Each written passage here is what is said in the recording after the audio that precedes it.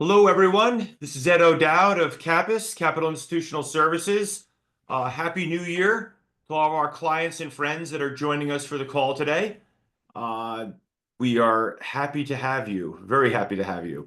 This is our first installment of our monthly research briefing that we bring to you each and every month, usually the third Thursday of the month, give or take, but usually it's the third. Where we bring you independent research content. Those of you who have joined us in the past know that we've brought a variety of analysts. Markets Policy Partners is going to be joining us today. They're a regular contributor to the call. We usually have them on about once a quarter. They are, as their name kind of shows, they look at political policy, how it will affect the markets, how it affects Fed decisions, kind of intertwining macroeconomics and political policy. So that's a good one to start with, I think, this year, or this time of year with the upcoming Trump inauguration and a political power changing hands in the White House and how that trickles down to everything else. Today we have Brendan Walsh from Markets Policy Partners. Brendan, welcome. Good to be back. Always great to see you. Great Happy to see New Year. Happy New Year. Yeah, absolutely. And we also today, John Fagan is with Marcus Policy Partners as well. He had a prior engagement. So we got Ed Hill of Tate Forbes to join us, and he's a political policy expert, and he'll be joining Brendan on the call today. Ed, great to have you here today. Thanks, Ed. Glad to be here. All And right. we also do a podcast together each week. Me, John, and Ed. It's called what do we call it? Macrocast. Macrocast. Macrocast. All right. All right, good. Well, that sounds like you're staying within the same wheelhouse on that podcast that you do with us, which is great. Yeah, Guys, exactly. welcome. So great to have you. Like I mentioned in the intro, 4 days till Trump takes office.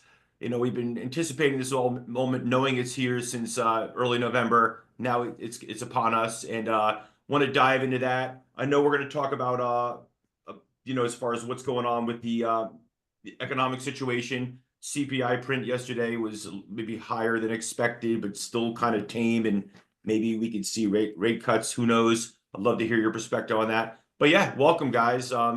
Take it away, Brendan or Ed, and looking forward to hearing from you on this. Yeah, we were thinking, so Ed has decades of experience on Capitol Hill. He worked for Bank of America for many years, and now he's with Forbes Tate, which is a very large, multi-client and multi-policy lobbying firm.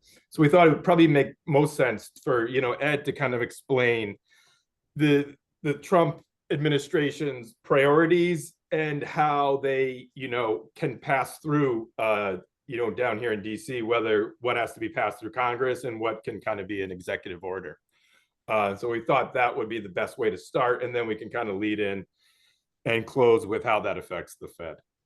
Right. So, so Brendan, I'll get started, but Brendan, please, or Ed, please jump in. And if anyone has any questions, I guess through the portal or whatever, Ed, feel free to interrupt me if people have questions as we're talking here.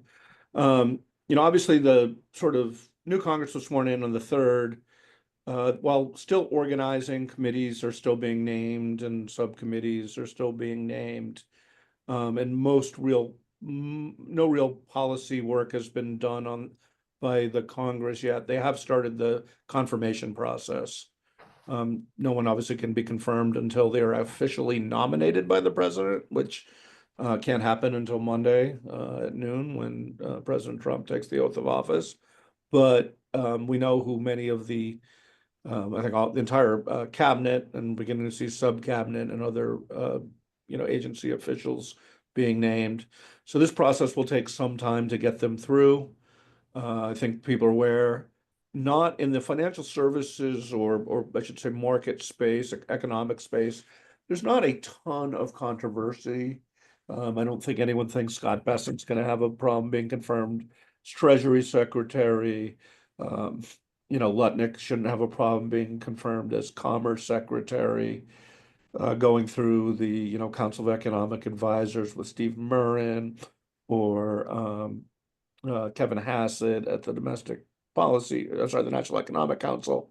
Again, all those things I think are going to those last two don't require Senate confirmation, but so they'll take over right away.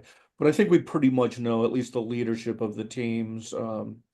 Michael Falklander for Deputy Treasury Secretary. So it's kind of a combination of America First, pro-tariff folks, and I'd say people that maybe, everyone's going to be pro-tariff in the administration. The question is, kind of how pro-tariff are they? Trump has promised 20% tariffs on day one. Some folks like Scott Bessent have been arguing for a more phased-in approach. And I think there's also two schools of thoughts around tariff within the Trump administration. One is those that believe it is a negotiating tool and that Trump can, threaten these or put them in place and then roll them back. Maybe particularly as it relates to Canada and Mexico, or, perhaps China. But there's a second group, kind of led by, Steve Murn at the Council of Economic Advisors, that actually believe that tariffs do not, and perhaps the president himself, that believe that the president doesn't, that you can do tariffs in a way that is solely beneficial and not harmful to the U.S. economy. Murren has written about what he calls optimal tariff policy, and the argument is basically if you're a monopolist buyer, and in many cases the U.S. has monopoly buying characteristics, it would actually be the supplier that would have to reduce the cost, and all that does is lead to more revenue without costing the American people anyway. I think even Murren would acknowledge that it's a narrow path to do that right, but he said in some cases you can get tariffs up to 50%, in other cases 20%, but in some cases not as high, depending on the products, depending on the US's purchasing power. So that's sort of, I think, going to be the battle. The folks that support using tariffs to get concessions, whether they be military, whether they be economic, versus those that truly believe that tariffs can be done with not only no cost to the U.S. economy, but perhaps benefits to the U.S. economy. So that's, I think, kind of the big thing. The president's talking about using the International Economic Emergency Powers Act. It was an act passed in 1977. It's been used a number of times, but it has never been used for unilateral tariffs. The president clearly, it's the only area of tax policy where the president has a lot of unilateral authority. He has a number of other laws that allow him to do tariffs. Those other laws require notice and comment. They require economic analysis. They require receiving public feedback, and oftentimes can take 60 days of feedback, another time to consider that feedback. Using the International Economic Emergency Powers Act, he may be able to do it on day one. He may be able to do it on January 20th. It is untested legally. I wouldn't be surprised if some groups wanted to challenge the tariffs in court, and we can find out whether that law passed in 1977 can be used for the purposes that the president appears to be thinking about them being used. So just because they go in place on January 20th, you can see a court case, you can see courts give injunctions, doesn't mean that they're going to be in place permanently, and certainly may not even mean they're going to be in place for the short term. So we'll have to see how all that plays out. Other things, of course, Congress is going to get busy on extending the Tax Cut and Jobs Act. And Ed, the current tax, bill ends at the end of 2025, correct? That's right. So we have essentially a year to get this done. We have a year. Reminder, the corporate rate was made permanent. The corporate rate tax cut rate to 21% was made permanent 10 years ago. The rest of it, particularly on the any number of credits and any number of personal tax provisions, expire under so-called reconciliation rules. I'm sure many of you are familiar with reconciliation. I won't bore you with the procedure, but I would remind you that the real benefit of using reconciliation, as my colleague here always reminds me, it's not about the House, it's about the Senate. The Senate generally requires 60 votes to pass most things, but you can do things that affect the budget through reconciliation. But the issue is it cannot have an impact on the budget window outside 10 years, which is why they wrote the original bill 9 years ago now to extend it. Republicans do control the House and the Senate. In the House, it's the thinnest of margins. They can lose three senators and the three Republican senators in the Senate. Once they fully fill out the Congress, because a number of folks have been appointed and will be going to the administration, they'll have a 4-seat majority in the House, but that 4-seat majority is actually much tougher, much smaller percentage-wise, of 435 members than the 3 members in the Senate. So even though it's nominally larger, it's in actual terms, the House margin is narrower and very challenging. There's a big fight on procedure around this. I won't bore you with it, but should you do one big beautiful bill as the president has suggested, or 2 bills, one dealing with energy and immigration, another dealing with taxes, revenue, and perhaps some spending cuts? I think we'll see how it goes. I think the House thinks they don't have the political bandwidth to do 2 bills. Senate's more open to it, but I think the House probably wins that. I could be wrong. The Speaker has said he wants something out of the Senate, excuse me, out of the House in the first 100 days. He may try and finalize the entire thing by Memorial Day. That would be fast. It's possible. Wouldn't be surprised if it slipped through the summer. The next obvious break would be the July 4th break. Congress works very well with deadlines. The next break after that would be the August recess. But as Brendan pointed out, probably the most realistic, the firmest deadline is the Christmas break or the end of the year break. So those are all possible timelines to watch as the committees do their work. I do fully expect that they will extend, the vast majority of the tax cuts. They're talking about additional tax cuts, like no tax on tips. Things like not taxing Social Security benefits could be, all these just keep adding to the cost. These could be trillions of dollars in gross tax cuts.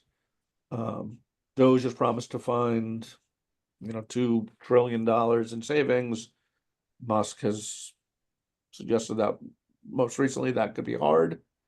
But there's other tools. The big fight is going to be how much of this is unpaid for, how much is going to be paid for. When I first met Brendan, one of the things we talked about is an old quote by Bob Novak, the conservative journalist from the 80s and 90s, said the only reason the Republican Party exists is to cut taxes.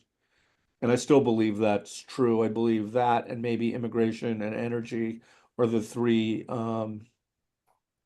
unifying issues around Republicans.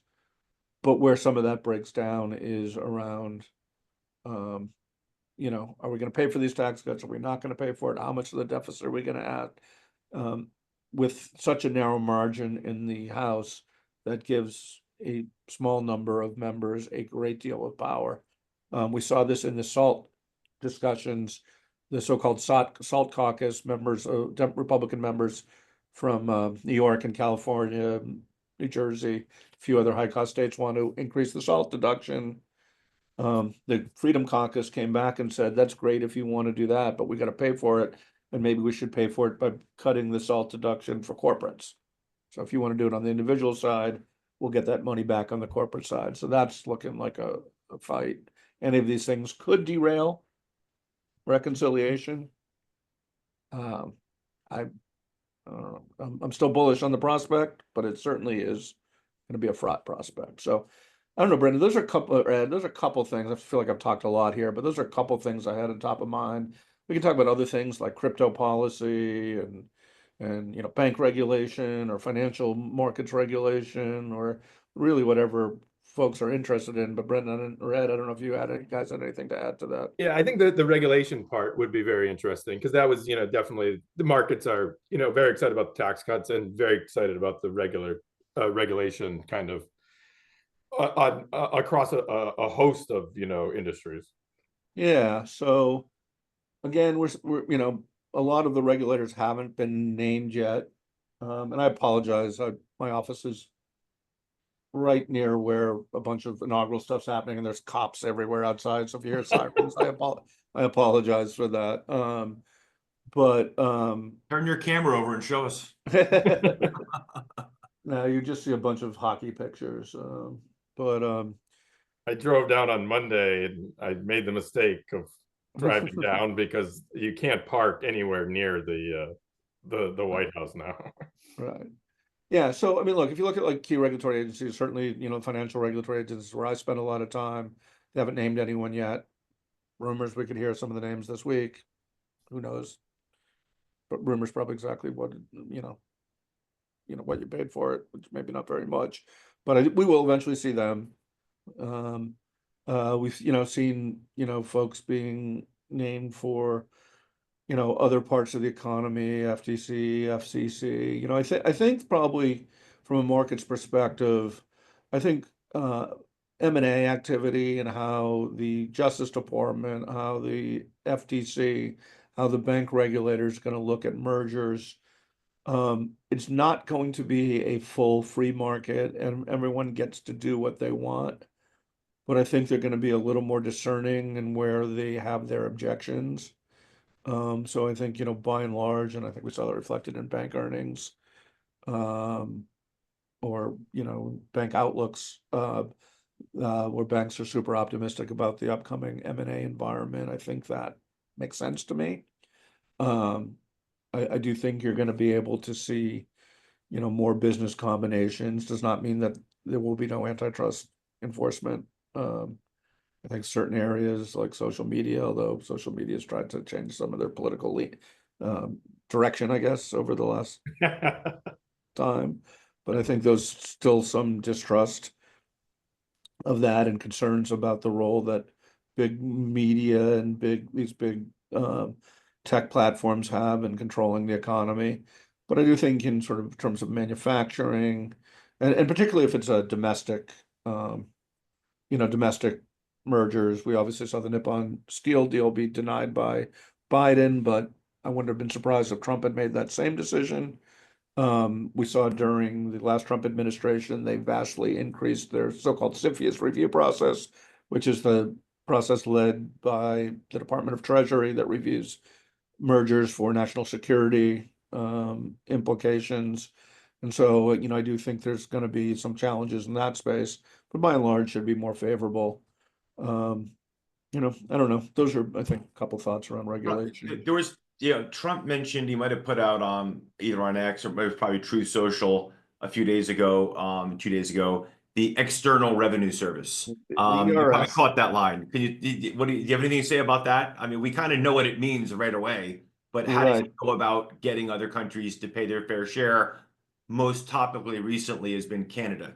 Right. Trade imbalance. Yeah. So Right. So there's a couple ways that can exhibit itself, right? Like, so it could be, them investing more in national security or global security, investing more in international organizations, I mean, it is true, the president was right, the incoming president, past, president 4 years ago, was right that most of the European nations, most of the NATO members did not meet their obligations in terms of financial obligations, in terms of defense spending and security spending that was required under the treaty.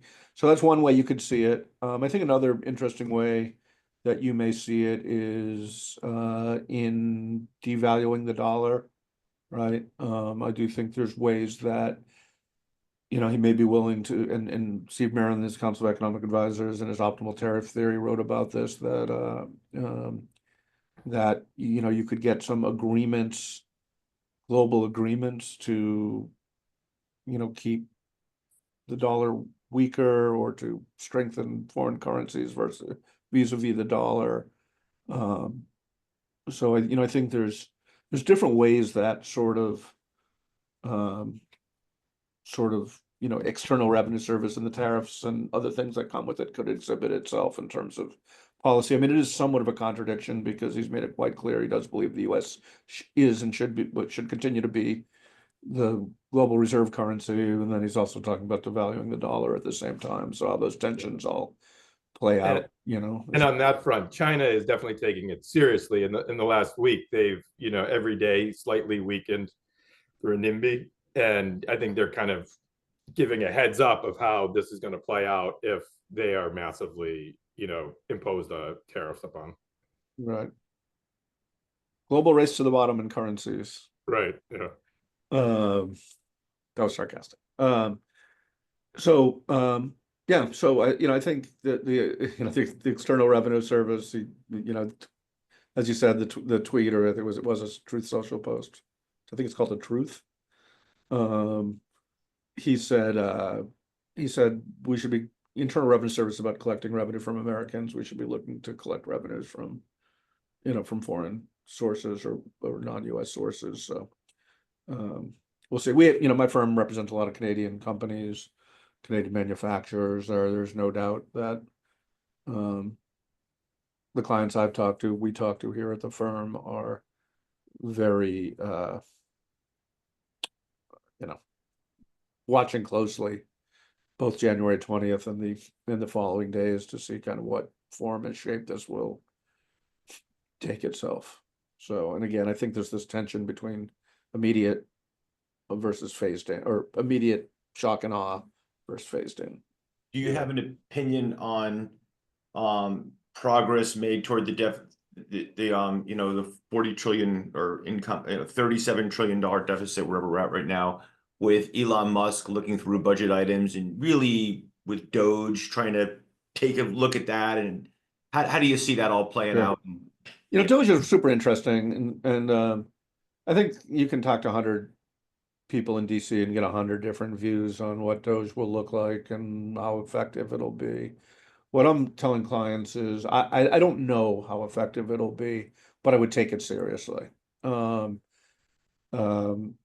I do think that Doge is going to have people within each agency. Doge itself is not anything official per se. It's not a department, or whatever. It's being run by non-governmental employees in Musk and Ramaswamy, but they are going to have people inserted throughout all the areas of government looking for efficiencies, looking both for spending savings, but also for regulatory improvement. I think there's a lot of opportunities on the latter. On the former, I don't know. Interestingly, Russ Vogt, who was nominated and will be confirmed to be the OMB chief, he did that 4 years ago, is a guy who's been around DC for a long time. He would not commit during this hearing yesterday to spend money that has been appropriated by Congress. So I think everyone knows Congress appropriates, the executive branch spends. But historically, it has been viewed that every dollar Congress gives to the administration gets spent and probably has to be spent.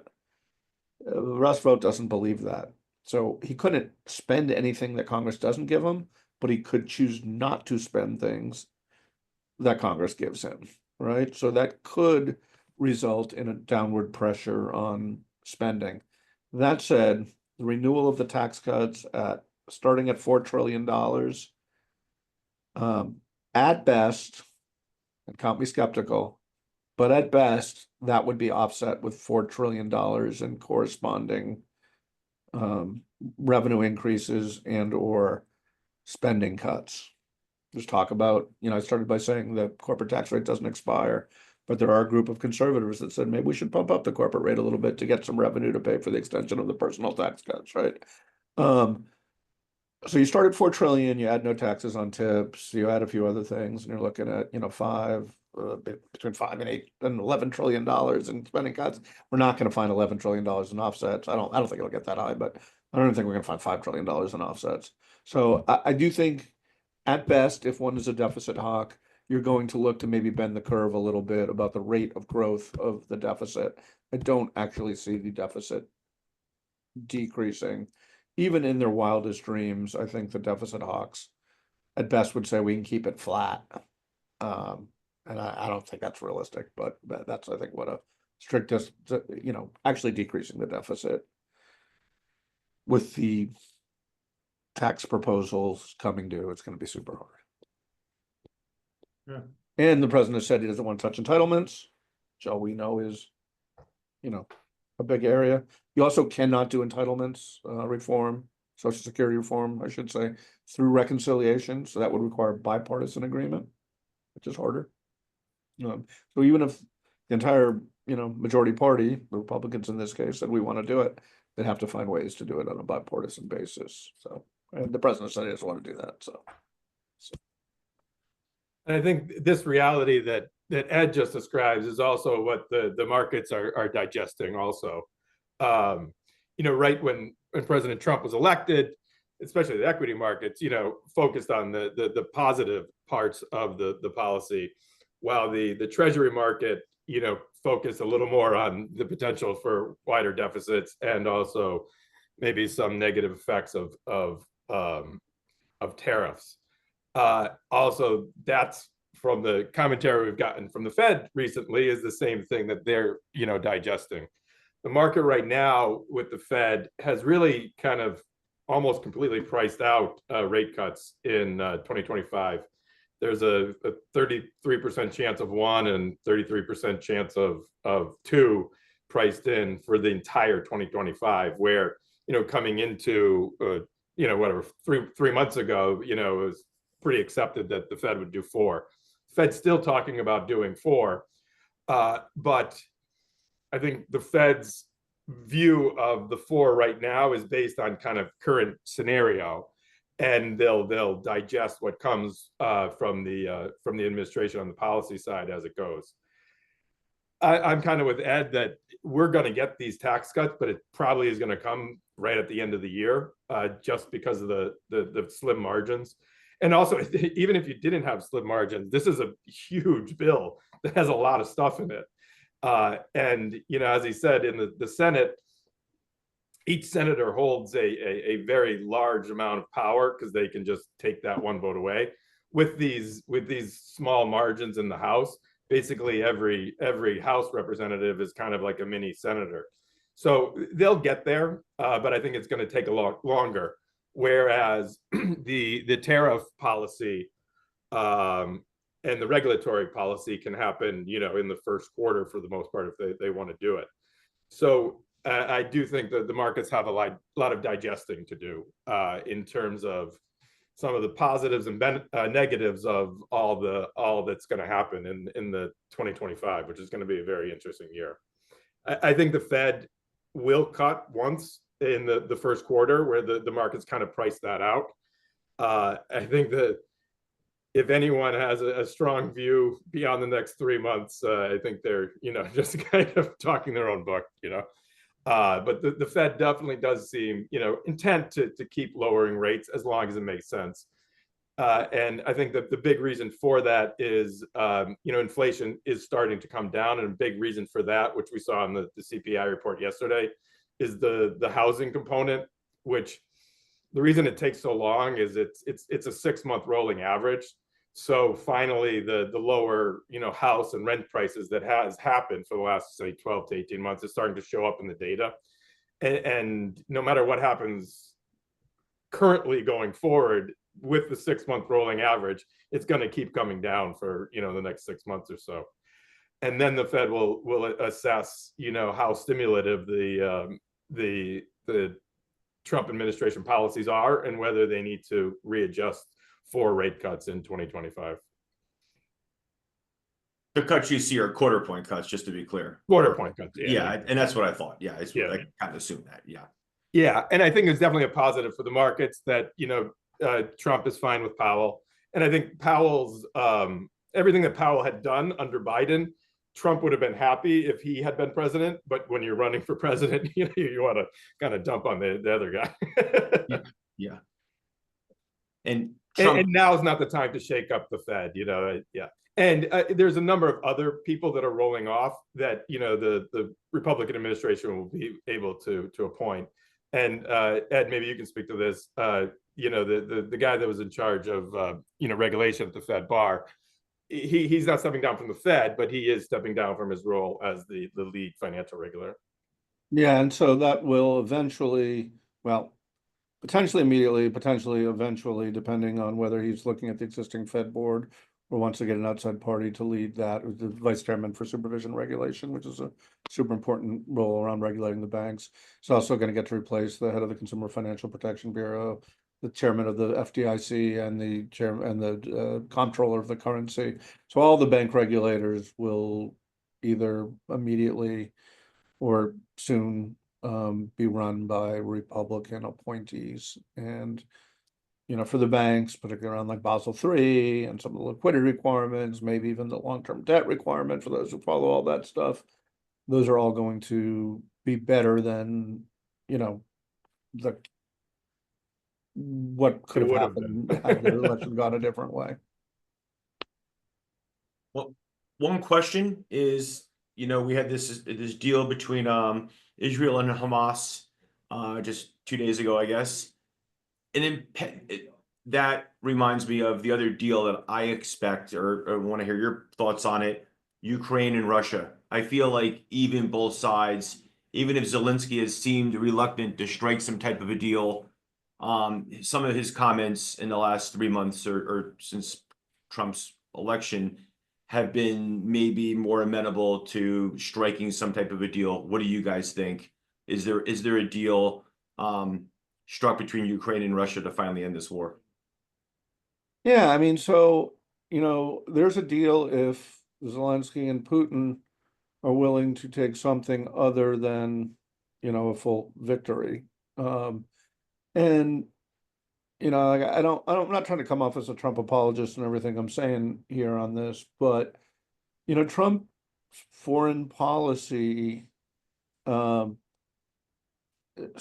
it was his first term, sometimes a little confusing, I think, and sometimes, you know, wasn't always clear how he was picking his friends and his enemies, but by and large, you know, he did, you know, whether it be the Abraham Accords or whether it be, you know, other deals, he did manage to, you know, and it wasn't perfect, of course, but he did manage to de-escalate some international conflicts. So, you know, Ukraine needs the US to keep this war going. If the US gives Zelensky some kind of ultimatum, I don't know what choices he has. You know, Putin is suffering under, you know, and they've found ways around some of it, but some of the sanctions and that sort of thing. And so, you know, he has an incentive to get something done. So, you know, I don't want to predict. I don't want to predict we're going to get a new Sure. tariffs on Russia and Iran that they're set to announce soon. So, right, you know, they're laying the groundwork for this right now. right. So, you know, I'm hesitant to predict that, like, you know, Trump's going to come in and magically we're going to have peace around the world. I don't think that's not what I'm trying to say. But I do think that the US carries a big stick and Trump's not afraid to, you know, twirl that stick around a little bit and we'll see what happens. I agree with that. Okay. All right, guys. Well, I don't see any other questions at this time. I really appreciate your time today. It's great conversation. Again, very timely with Trump taking office in 4 days. So this was a great time to have you on, Ed. We appreciate your input. And Brendan, it's always great to have you on and get your insights. So we might get snow on Monday, and when we get snow, DC shuts down. So we might have to delay the inauguration. That would be a definite, that would be a shocker. Yeah, that would be I think we'll figure out a way. The National Guard will come in and plow the street. Yeah, they'll plow it out. Absolutely. I think you can be pretty sure on that one. Well, we appreciate having you, and we appreciate all the clients and friends of ours that joined us today to get your insights. Next month, February 13th, we're going to have Katie Stockton of Fair Lead Strategies, who, as everyone knows, is a technical analyst, and she'll be going to chart the way forward for 2025 and then all the things she's seeing in her numbers. So we look forward to that conversation.